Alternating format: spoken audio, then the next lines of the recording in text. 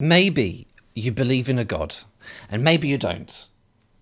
You're very welcome here either way. What happens, though, when we want to think it through, when we want to use rationality and logic to try and argue for or against the idea of a God or a mind behind the cosmos? You're about to see three people making logical errors. See if you can spot them. The history of discovery, particularly cosmic discovery, but discovery in general, scientific discovery, is one where at any given moment there's a frontier. And there tends to be an urge for people, especially religious people, to assert that across that boundary into the unknown lies the handiwork of God.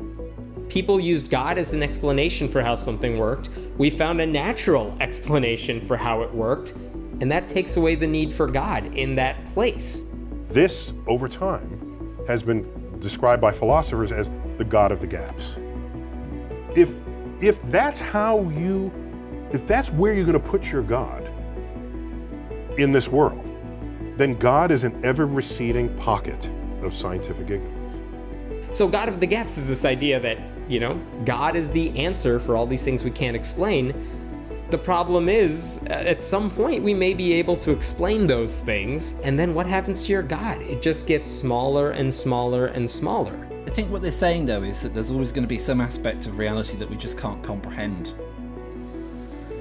I mean, that may be true or it may not be true. We can't say with any... That's a claim that can't be borne out with any certainty. I feel like there are people shouting at their screens God of the gaps at this point. Well, it's what it is. It's exactly what it is. And it's... Yeah, they would be right to scream that. Did you spot them? Well, if you didn't, don't worry. This episode has been made for you. By the end of this episode, you will be intellectually equipped to identify these sorts of logical errors. Now, this is Consciousness Matters, and I can tell you that humanity doesn't know with any certainty whether our individual consciousness comes from somewhere, or whether it just sort of pops into existence somehow. Well, if I didn't take seriously the idea that there might be a cosmic consciousness, a source of consciousness that we all came from, or perhaps even one that we're all still a part of, well, quite frankly, that would be a dereliction of duty. I mean, it wouldn't be me exploring the issue with an open, logical and skeptical mind. It would be me just adopting a worldview of hard atheism, as opposed to uncertainty. It would be an embrace of a dogmatic position rather than a search for truth.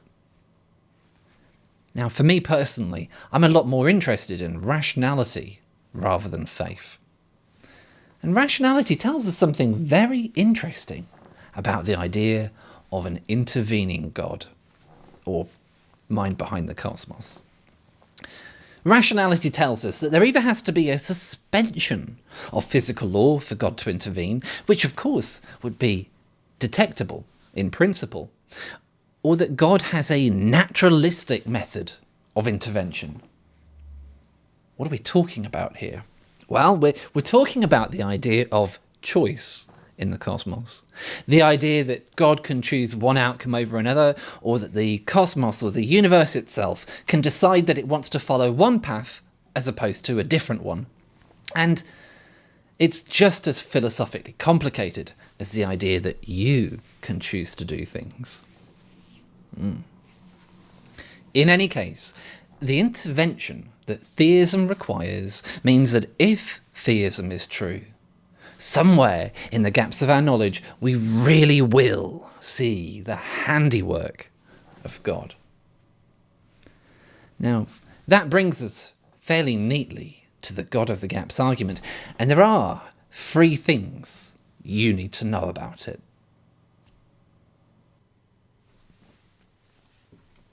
People are right to say that gaps in our knowledge do not prove God's existence, because that argument just doesn't logically follow. Find anyone pointing to a gap in our knowledge without good reason and is using God to fill in for our lack of understanding, and you would be absolutely right to claim God of the gaps. This is a legitimate use of the argument. However, use God of the gaps to suggest or imply that God will never be found in the gaps, and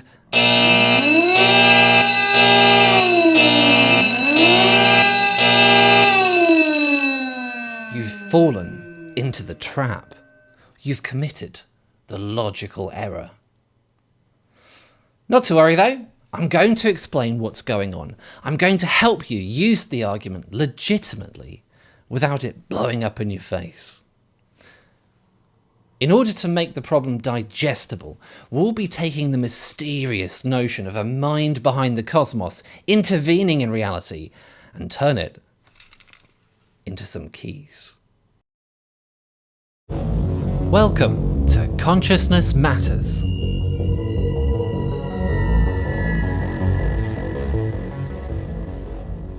God of the gaps. It's a trap.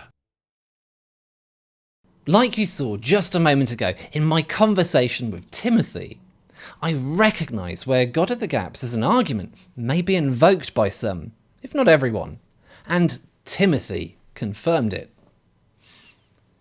I chose not to dive into this area at the time because I was very keen on testing the core logic that I personally use to substantiate a theistic worldview.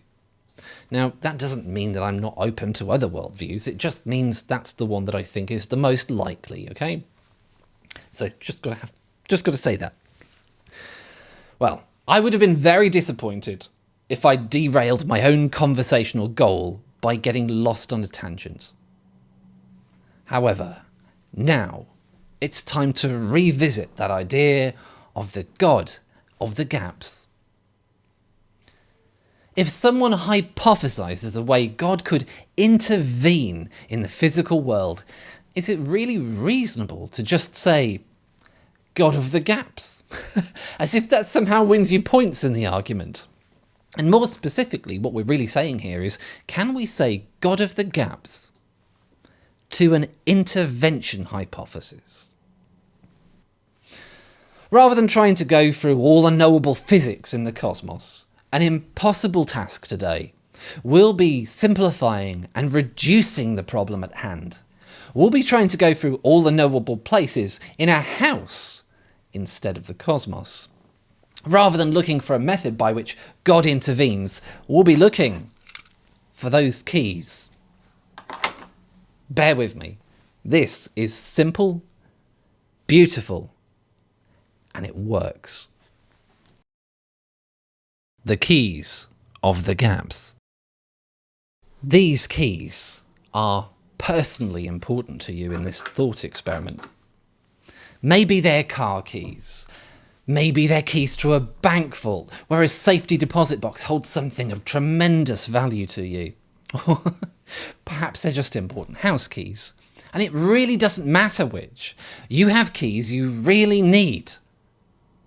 And you've lost them. In the situation you find yourself in, you have a small house in which the keys may or may not be.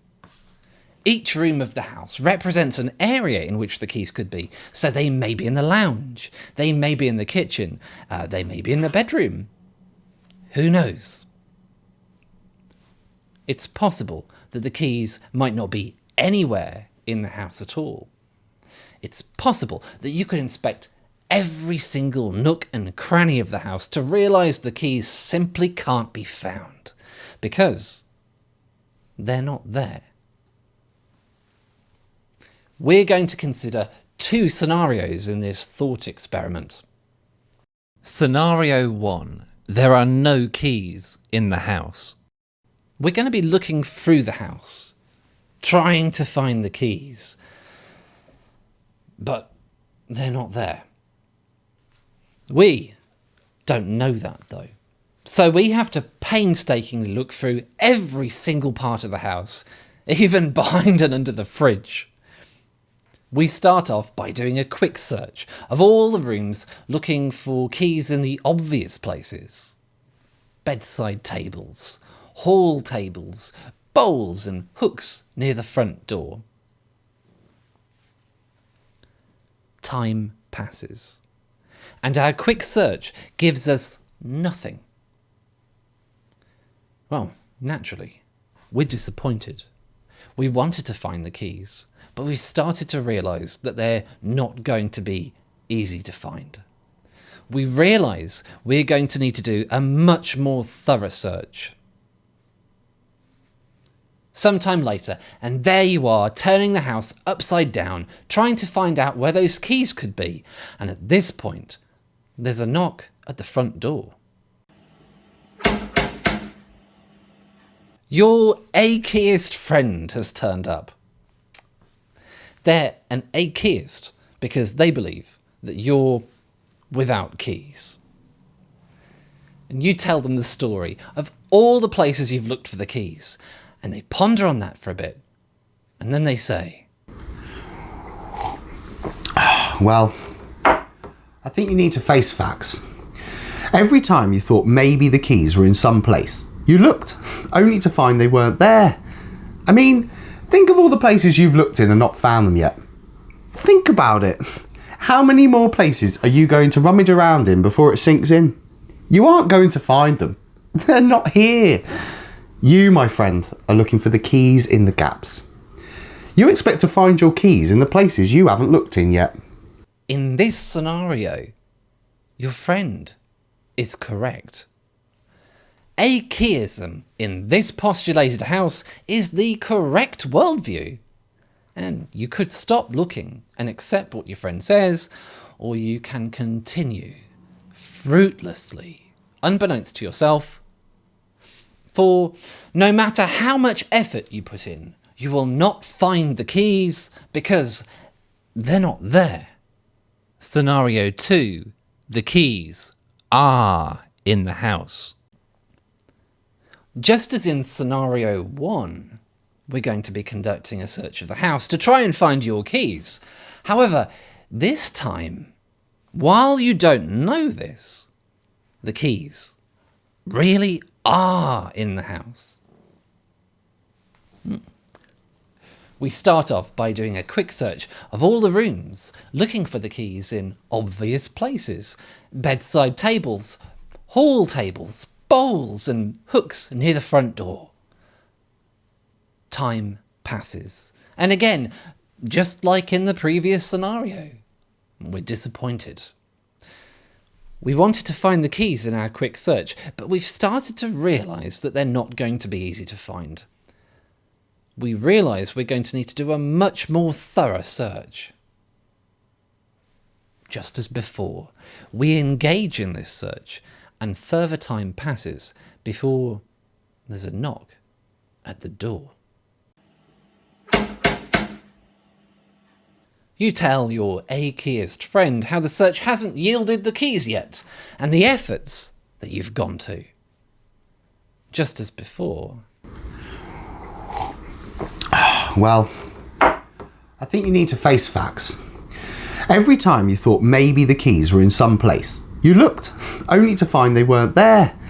I mean, think of all the places you've looked in and not found them yet. Think about it. How many more places are you going to rummage around in before it sinks in? You aren't going to find them. They're not here. You, my friend, are looking for the keys in the gaps. You expect to find your keys in the places you haven't looked in yet. Yet in this scenario, we know your friend's argument is wrong. It's logically fallacious because the keys are in the house. Accept their fallacious argument and you might stop looking for your keys. As it turns out, you dismiss their argument because you're aware of the Bayesian trap this sort of bad logic falls into. Perhaps it's because of that episode of Veritasium that you watched. Hours later, after looking in many different nooks and crannies, you decide to search under the fridge, and you find, along with your observation that you need to clean under the fridge, that your keys were there under it all along. After a long search, you finally found your keys, and your atheist friend was simply wrong.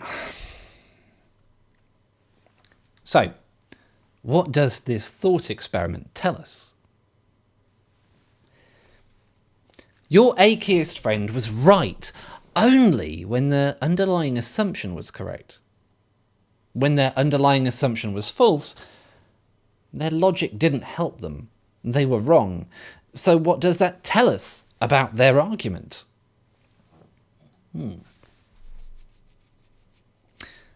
Now, I need to ask you, does the keys of the gaps argument tell us anything about whether the keys are actually in the house or not? Let's give you some time to think about that.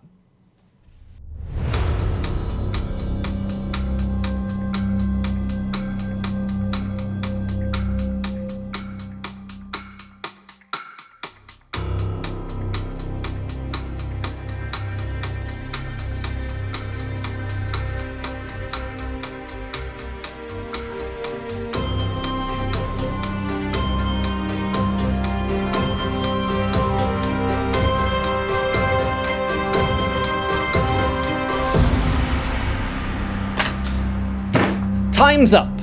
And of course, the answer is no.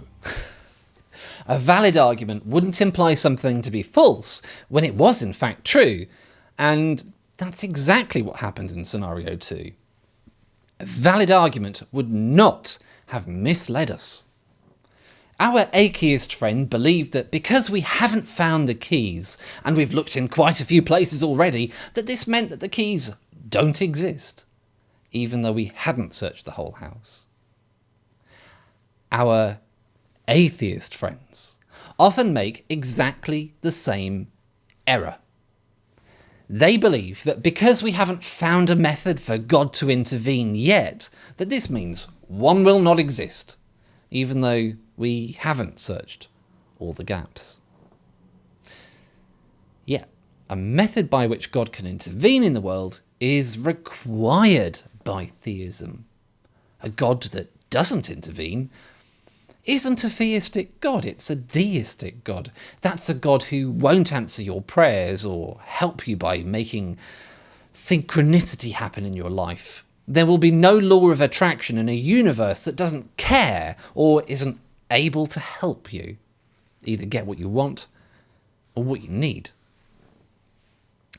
Remove a method for interaction and you remove theism as an option. Imply that a method for interaction looks incredibly unlikely, and you've actually implied that theism is incredibly unlikely. And that is a logical error that strongly favours atheism. So God of the gaps is this idea that, God is the answer for all these things we can't explain. The problem is, at some point, we may be able to explain those things, and then what happens to your God? It just gets smaller and smaller and smaller. The first item on the Pratt list is a biggie. It's the God of the gaps fallacy, which imagines that science can't explain it, therefore God. If that's if that's where you're going to put your God in this world, then God is an ever-receding pocket of scientific ignorance. I'm constantly claimed by atheists. I find this intriguing. For the longest time, we've had to embrace the humility of not knowing any of the answers. But as science has progressed, the God of the gaps has shrunk. Where once God held the planets in place, we now recognize general relativity. Where once God bestowed us with complexity, we now recognize natural selection. What makes these people who pride themselves on rationality fall for a logical fallacy like this? One could say that confirmation bias has something to do with it, but that's not the whole story. We need to dive into when this argument is at its peak persuasive power. We need to understand how the mistakes happen. A house with a reasonable amount of storage can offer far more places than you might think in which we need to look. 5 drawers, 10 shelves, under the sofa, under the fridge. What if the keys are in a coat pocket that's hung up on a peg in the hall? Let's say, just for the sake of argument, that there are 50 places in your house to look. Let's say that you're halfway through the search. You've eliminated 25 places and 25 places remain. Well, the next place yields a 1 in 25 chance of finding the keys. That's the problem. When you specifically say where you think the keys are going to be, you're probably going to be wrong. Even when the keys are present in the house somewhere. Think about that. Think back to scenario 2, where the keys are in the house, and let's imagine you told your atheist friend that the keys were in place 26. So you take a look there, and they accompany you. And the keys are not there. Well, that's a little awkward. Then you said, well, no worries, they will be in place 27. And your atheist friend's like, oh yeah, okay, all right. So he tags along. And then they're not there. And then you said, well, they'll be in place 28. You can see where this is going, can't you? If you get caught being wrong 3 times in a row, it looks pretty damning. People find that rhetorically convincing. And then people start to believe the keys are absent. The keys are in the gaps in this scenario, but we've become persuaded that the truth is false. We're becoming misled by our atheist friend. Now, in scenario 1, where the keys are not in the house, our atheist friend would indeed be correct. But not for their reasoning. They were simply lucky that their worldview matched reality. The illusion of rational thinking on the matter had nothing to do with it. Anticipated objections. Well, Matthew, isn't the problem you have here that God's supposed to be behind everything, not just exercising power in one tiny place in the universe? Why should physics take care of 99% of functions in the universe and God decide to manage 1% of functions? Isn't that absurd? Wasn't this the original and true objection to a God of the gaps? You could frame it that way, but you'd be avoiding the most interesting part of the logical problem if you chose to do so. It's not about God filling in for physics. It's about a method of intervention. The keys you lost don't represent the entirety of a God or a mind behind the cosmos. It's not like there's physics and there's God hiding out in a part of physics. That's not it at all. The keys represent the method by which a God or a mind behind the cosmos intervenes in the physical world.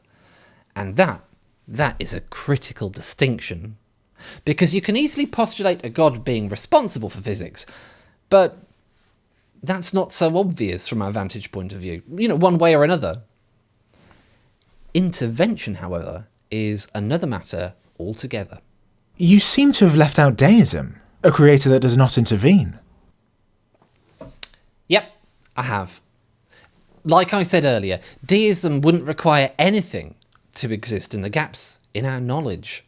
It wouldn't require anything interesting to find that would shed light on the nature of that creator.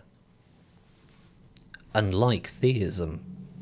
Therefore, it's much, much less relevant to the God of the Gaps argument. In conclusion, now, let's revisit those 3 points we made at the start and see what the keys of the gaps argument teaches us. People are right to say that gaps in our knowledge do not prove God's existence, because that argument just doesn't logically follow. Well, yeah. The idea that gaps in our knowledge imply God is equivalent to the idea that gaps in our house search imply the keys are present. Find anyone pointing to a gap in our knowledge without good reason and who's using God to fill in for our lack of understanding, and you would be absolutely right to claim God of the gaps. This is a legitimate use of the argument. This is very much like suggesting that the next place you look in the house will have the keys in it. And unless you're in scenario 2, and it's the last or next to last place you look, the odds will be against you.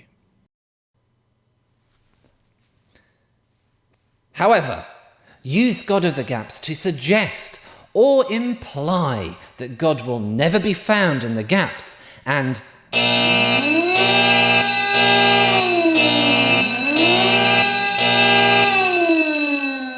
you've fallen into the trap. You've committed the logical error. Once again, let's take this back to the keys of the gaps analogy. In fact, let's take the clips of the God of the gaps at the start of this video and rejig them to fit into the keys of the gaps analogy. Imagine Hemant Mehta and Neil deGrasse Tyson in the house with you. Neil says, "The keys are in an ever-receding pocket of house-searching ignorance." Hemant says, "Keys are the answer for what lies in all the places we haven't looked. The problem is that at some point, we may see the keys aren't there, and then what happens to your keys? The odds of finding the keys just get smaller and smaller and smaller." Now imagine Timothy and Fabian being in the house with you. Fabian says, "We should be open to the idea that the keys may be present somewhere in the house we haven't looked." Then I interject. I feel like there are people shouting at their screens, keys of the gaps at this point. And Timothy concludes. Well, it's what it is. It's exactly what it is. And it's, yeah, that would be right to scream that. So the next time you see someone fall into the trap that is known as the God of the Gaps, why not share this video with them and enlighten them on the keys of the gaps? In any case, I sincerely hope that you found this video helpful. And I hope you liked it. I hope you enjoyed watching it. Thank you for watching, and be well. Most people think consciousness is supercalifragilisticexpialidocious. We all have our own inner movie. Consciousness is an amazing collection of sort of mundane tricks in the brain. If nature is made of nothing but unconscious matter, how come we're conscious? Consciousness is irreducibly subjective. Now that sense of being a subject, a locus of consciousness inside the head, is an illusion.